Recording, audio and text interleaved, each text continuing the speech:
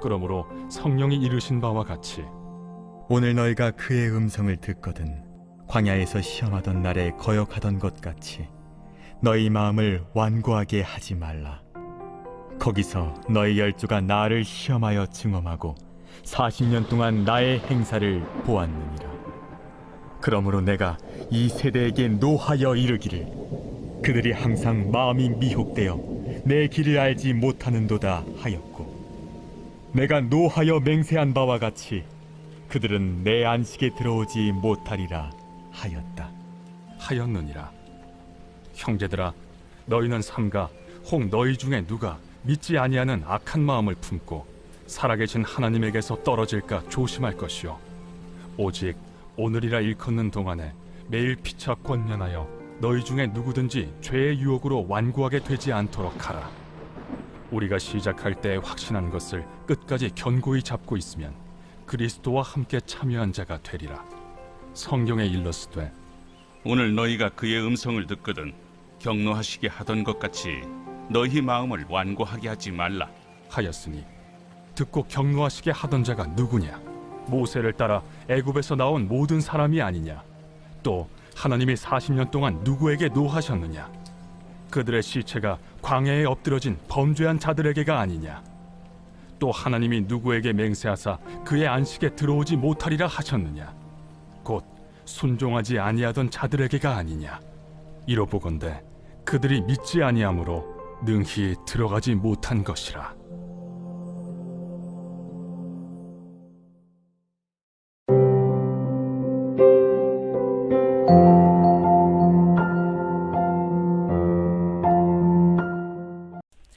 여러분 반갑습니다. 오늘도 큐티로여는 기막힌 하루입니다. 본 말씀 히브리서 3장 7절부터 19절의 말씀입니다. 오늘 말씀은 매우 무거운 주제를 다루고 있습니다. 그것은 바로 배교의 문제입니다. 이 히브리서는 유대인들 중에 예수님을 구주로 영접한 바로 그 성도들을 위해서 쓴 책이라고 말씀드렸습니다. 자, 그런데 이렇게 어렵게 예수를 영접하여 신앙생활을 시작했는데 어느덧 다시 예수를 부인하고 교회를 떠나가는 배교자들이 일어났던 것입니다. 여러분, 예수님을 믿고도 배교하는 일들이 일어날 수 있다는 것이 정말 불편한 진실입니다. 그런데 이런 일들이 이 초대교회에 일어나고 있었던 것입니다. 근데 사실 이 일은 초대교회만의 문제는 아닙니다. 우리나라도 일제시대에 이 신사참배라고 하는 너무나 뼈아픈 배교의 역사가 있습니다. 1938년 서문박교회에서 조선 예수기장로회 총회가 열렸습니다. 이날 총회는 너무나 중요한 문제를 두고 열린 총회였는데 바로 그것이 신사참배 문제였습니다. 이날 이른 아침부터 중무장한 일본 경찰이 교회 본당을 둘러쌌습니다. 그리고 교회 안 강대상에는 경찰 국장 등 간부들이 자리를 차지했습니다. 또 총회에 모인 목사님들 사이사이에 무려 100명의 경관들이 앉아서 이 무건에 압박을 가했습니다. 이렇게 일본의 철저한 감시 속에 치러진 총회에서 신사참배를 반대하던 주기철, 이기선, 김선두 목사님이 경찰에 의해 끌려나가고 결국 총회는 신사참배를 결의하게 되는 것입니다. 이후에 모든 교회는 예배 전 일왕이 있는 동쪽을 향해 90도로 허리를 숙여 절하는 동방유배를 하고 또 기미가요와 황국신민서사를 제창한 뒤에야 찬송가를 부르고 설교를 선포할 수 있게 되었습니다. 또 설교 후에는 일본군 장병과 또 동양의 평화를 위한 묵도도 이어졌습니다. 여러분, 이것은 명백하게 나 외에 다른 신을 섬기지 말라는 10계명의 제1조를 어기는 일이었습니다. 그러나 그 당시 대부분의 목회자들은 신앙의 양심을 억누르고 신사참배에 동참하고 말았습니다. 여러분, 히브리서는 바로 이 배교라는 불편한 진실을 정면으로 다루고 있는 성경입니다. 오늘 히브리서 기자는 본문에서 이 배교자들이 왜 믿음을 끝까지 지키지 못하였는가? 바로 이 문제를 다루고 있는 것입니다. 여러분, 성경은 신앙을 버리는 이유가 무서운 핍박 때문이 아니라고 말합니다. 우리가 믿는 십자가의 복음은 핍박을 만난다고 꺾여지는 것이 아닙니다. 성공하고 부유하고 편안해야 예수님을 잘 믿는 게 아닙니다. 오히려 정반대입니다. 기독교의 역사를 보면 하나님의 교회는 늘 핍박 속에서 더욱 그 믿음이 순결해지고 그 뿌리가 깊어졌습니다. 여러분, 그러면 배교의 진짜 원인이 무엇입니까? 오늘 성경은 바로 그 원인이 마음이 굳어져 버렸기 때문이라고 합니다. 자, 오늘 본문은 믿음을 버리고 떠나는 배교의 뿌리에 우리 마음에 문제가 있다는 것을 반복해서 지적하고 있습니다. 그래서 오늘 8절에 보니까 너희 마음을 완고하게 하지 말라 그랬고, 10절에 항상 마음이 미혹되어, 12절 악한 마음을 품고, 그리고 15절에 또다시 너희 마음을 완고하게 하지 말라 라고 합니다. 오늘 이 반복되는 말씀을 통해 이 배교의 문제의 근본적인 원인이 바로 우리의 마음이 굳어져 버렸기 때문이라고 말씀하시는 것입니다. 여러분, 예수님은 분명히 제자들에게 어떤 환난도 시험도 이길 수 있는 힘을 주실 것을 약속하셨습니다. 요한복음 16장 33절에 이것을 너희에게 이르는 것은 너희로 내 안에서 평안을 누리게 하려 함이라. 세상에서는 너희가 환난을 당하나 담대하라. 내가 세상을 이기었노라 그랬습니다. 오늘 이 약속의 말씀대로 오늘 그것이 성취되어 예수님의 제자들은 모진 핍박 가운데서도 복음을 전하다가 사도 요한 한 사람을 제외하고는 모두가 담대한 순교의 제물로 하나님께 드려졌습니다. 여러분, 그렇다면 왜 예수님께서 배교자들은 도와주시지 않는 것입니까? 여러분, 사실은 도와주시지 않는 것이 아니라 도와주실 수가 없다는 것이 더 많습니다. 왜냐하면 그들의 마음이 굳어버렸기 때문입니다. 여러분, 우리의 마음이 얼마나 중요한지 모릅니다. 제 외가 쪽으로는 이 만성 간질환이 있습니다. 그래서 제 이모님들이 다 간경화가 간암으로 발전해서 돌아가신 분들이 참 많습니다. 그래서 저는 이 간경화라는 것이 얼마나 무서운 질병인지를 잘 압니다. 간은 우리 인체에서 가장 큰 장기입니다. 그런데 이 간이 한번 손상돼서 딱딱하게 굳어지는 이 간경화가 일어나게 되면 다시는 복구가 안 됩니다. 그러면 우리 안에 있는 독소가 해독되지 못하고 그것이 쌓여서 여러 질병을 일으키고 결국 심하면 죽음에 이르게 되는 것입니다. 여러분, 이렇게 간이 딱딱하게 굳어버리는 이 간경화가 너무나 무서운 병입니다. 그런데요, 이 간경화보다 더 무서운 것이 바로 마음 경화입니다. 한번 마음이 딱딱하게 굳어져 버리면 그것이 우리의 몸이 아닌 우리의 영혼까지도 죽이고 마는 것입니다. 성경은 우리의 마음의 중요성을 말하면서 이 마음에 주님이 거하신다고 하십니다. 그래서 마음이 열리고 마음이 부드러워야 주님과의 교제가 이루어지고 또 말씀이 들리고 깨달아지고 믿어진다는 것입니다. 이 모든 것이 다 마음에서 이루어지는 일입니다. 그런데 이 마음이 굳어지고 닫혀지게 될 때 우리가 내 안에 계시는 주님을 무시하게 됩니다. 그러면 말씀이 들리지 않고 세상의 유혹과 시험에 마음을 빼앗기게 됩니다. 그리고 그것을 방치하고 계속 두면 결국 믿음을 저버리고 죄악 가운데 멸망에 이르고 마는 것입니다.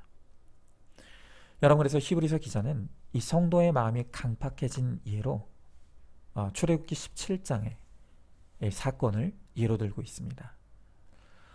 거기에 보면 이스라엘 백성들이 출애굽한 후 광야를 지나가가 물이 없어 목이 마르게 되었습니다. 그러자 그들이 모세에게 몰려와서 싸움하듯이 막 다투었다는 것입니다. 그때 모세가 자기 앞에서 소리 지르고 죽일 듯 달려드는 이스라엘 향해서 뭐라고 하냐면 너희가 어찌하여 여호와를 시험하느냐 그랬습니다. 사실상 이스라엘 백성들이 진짜로 대들고 소리 지르는 대상은 모세가 아니라 하나님이었다는 것입니다. 여러분, 왜 이들이 이런 일을 벌였습니까? 그들의 마음이 굳어져 버렸기 때문인 것입니다. 자, 그러면 도대체 우리의 마음을 무엇이 이토록 굳어지게 만듭니까? 그것이 바로 우리의 죄입니다. 우리가 죄 가운데 있으면서도 그 죄를 방치하고 내버려두면 그것이 우리의 마음에 쌓이기 시작합니다. 그리고 우리의 마음을 죄가 가득 채우면 결국 그 죄가 우리의 마음을 굳어져 버리게 만든다는 것입니다. 여러분, 광야에 이스라엘 백성들도 마찬가지입니다. 그들의 마음이 굳어진 것이 하루아침에 된 일이 아닙니다. 오늘 본문의 9절에 보니까 너희 열조가 나를 시험하여 증언하고 40년 동안 나의 행사를 보았느니라 그랬습니다. 여러분, 이스라엘 백성들은 무려 40년을 한결같이 하나님을 원망하고 불평했습니다. 그 원망하고 불평하는 죄가 쌓이다 보니 결국 마음이 딱딱하게 굳어져 버리고 만 것입니다. 그러면 이 마음의 경화의 문제를 우리가 어떻게 해결될 수 있겠습니까? 오늘 히브리서는 이 마음이 굳어지는 문제를 해결하는 방법으로 우리들에게 제시하고 처방하는 것이 바로 공동체라고 합니다. 자, 오늘 13절의 말씀을 보십시오. 13절에 보니까 오직 오늘이라 일컫는 동안 매일 피차 권면하여 너희 중에 누구든지 죄의 유혹으로 완고하게 되지 않도록 하라 그랬습니다. 여러분, 이 마음이 굳어지는 현상은 절대로 혼자 해결할 수 있는 문제가 아니라고 합니다. 이 문제를 해결하기 위해서는 매일 피차, 말씀으로 서로를 권면하고 처방해줄 공동체가 있어야만 우리가 죄의 유혹으로 마음이 완고해지지 않는다는 것입니다. 여러분, 제가 여러 번 말씀드렸지만 기독교 심리학자인 폴 트루니에는 사람이 혼자서는 할 수 없는 두 가지가 있다고 했습니다. 그 중 하나가 결혼이고 또 하나는 그리스도인이 되는 것이라고 합니다. 무슨 말이겠습니까? 한 사람의 그리스도인은 공동체라는 토양 위에서 자라고 성장한다는 것입니다. 여러분, 마치 이 뿌리에서 잘린 꽃이 죽은 꽃이듯이 오늘 공동체에서 떨어져 나간 그리스도인도 결코 살아있다고 말할 수가 없다는 것입니다.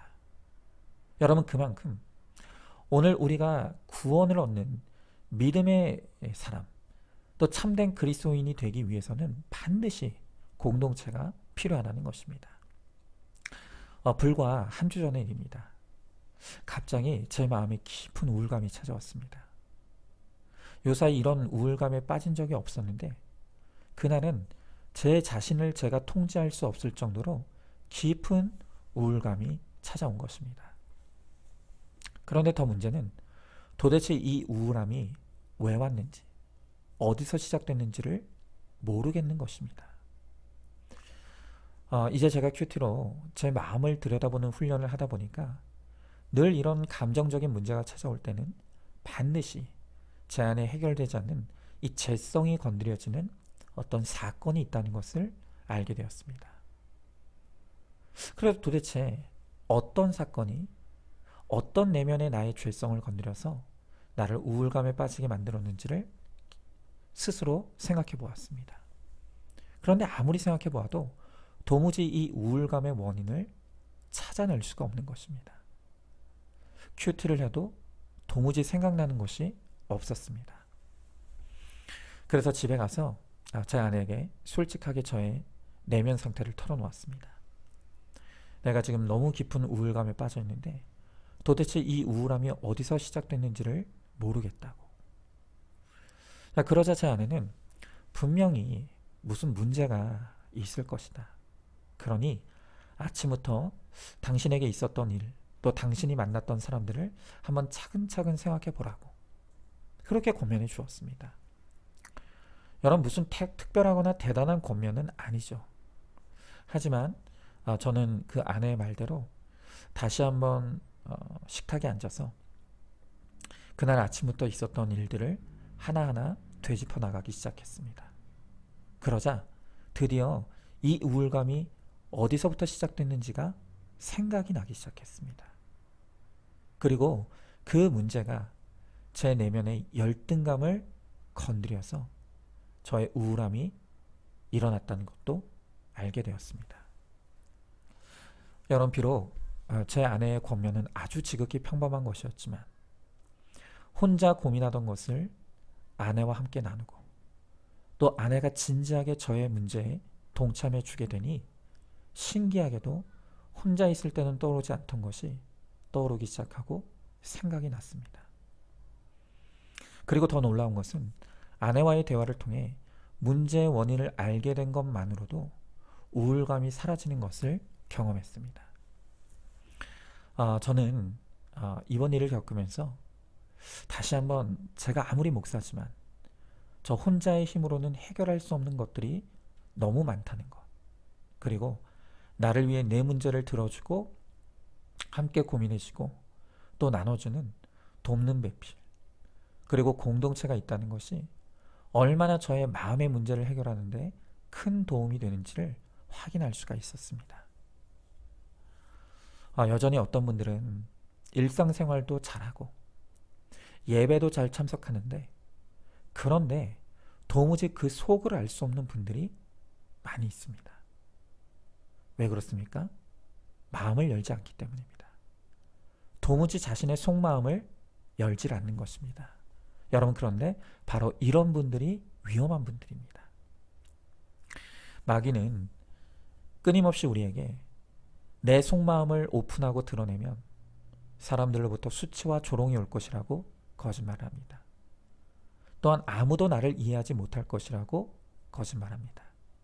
그래서 하나님에 대한 마음이 굳어지게 하고 공동체에 대한 마음이 굳어지게 해서 결국 외롭게 고립되어 살면서 상처와 죄에 갇혀 죽음과 멸망에 이르게 하는 것입니다. 여러분, 그러나 사단이 하는 모든 말은 새빨간 거짓말일 뿐입니다. 우리 믿음의 공동체는 여러분의 죄와 수치를 받아주고 또 공감할 준비가 되어 있습니다. 여러분이 솔직하게 오픈할 때 조롱이 오는 것이 아니라 진실한 공감과 위로를 반드시 경험하게 되는 것입니다. 그리고 무엇보다 내 마음이 굳어지지 않도록 도와주는 말씀의 권면과 처방을 얻게 될 것입니다. 공동체의 예배와 특별히 목장은 나의 마음이 굳어지는 것을 막기 위해 하나님이 허락하신 영적 치료소입니다. 우리 공동체를 사랑하고 공동체 안에 잘 붙어가며 공동체에서 나의 내면의 죄와 사용과 상처를 솔직하게 오픈하고 드러내어서 피차 간에 서로 권면하고 처방하며 말씀대로 회개를 이루어서 정말 구원과 거룩을 이루는 우리 모두가 될 수 있기를 주님의 이름으로 축복합니다. 자, 한번 질문해 봅니다. 하나님과 말씀 그리고 공동체에 대해서 내 마음은 열려 있습니까? 닫혀 있습니까? 내 마음과 영적 상태를 솔직하게 나눌 지체가 있습니까? 혼자 고립되어 있기에 내 속의 죄와 상처가 해결되지 않은 채로 곪고 쌓이고, 그래서 그것이 원망과 불평으로 터져나오고 있지 않습니까? 마음의 치료소인 공동체에서 지체들의 위로와 공감 그리고 권면과 처방을 통해 문제 해석을 받아 회개를 이루어 마음의 거룩한 변화를 이루시기를 힘쓰시기 바랍니다. 자, 오늘도 11월 20일 보석 상자입니다. 어려서 부모에게 순종을 못 배우고 생활로 말씀으로 순종을 배우지 못하면 권위에 대한 순종이 안 됩니다. 결국 권위에 대한 순종이 안 되는 사람은 하나님에 대한 순종도 어렵습니다. 아멘. 우리 함께 기도하겠습니다. 주님, 오늘 주님은 우리의 마음이 완고하게 하지 말라고 강하게 말씀하십니다. 우리의 마음이 완고하면 결국 우리가 세상으로 떠내려가 멸망에 이르게 된다고 말씀하십니다. 하나님, 처음에 믿음으로 시작했다가 나중에는 배교로 끝나 멸망으로 끝이 나는 너무나 많은 사람들이 있습니다. 그 원인이 바로 마음 관리를 못했기에, 마음을 완고하게 만들었기에 결국 그들이 믿음에서 떨어졌다고 말씀하십니다. 주님, 오늘 우리의 힘으로는 우리의 마음을 지킬 힘이 없습니다. 그래서 하나님의 은혜가 필요합니다. 우리는 공동체의 도움이 필요합니다. 주님, 바라기는 우리의 공동체가 서로의 수치와 죄를 끌어안아주고 또 이해해 줄 수 있는 믿음의 공동체가 되게 하시고, 우리가 말씀의 진실한 권면과 처방이 이루어짐으로 피차간에 서로의 마음을 부드럽게 하며 또 그들의 마음을 풀어주는 공동체가 되게 하시고, 그래서 우리가 우리의 마음으로 주님을 영접하고 또한 말씀을 듣고 말씀대로 살아감으로 하나님, 우리가 우리의 평생에 거룩의 길로, 구원의 길로만 나아가는 우리 모두가 될 수 있도록 우리와 함께하여 주시옵소서. 믿사오며 사랑이 많으신 우리 예수님 이름 받들어 기도드리옵나이다. 아멘. 오늘도 큐티로 기막힌 하루를 살아내는 하늘가족 공동체 우리 모든 성도님 되시기를 주님의 이름으로 축복합니다.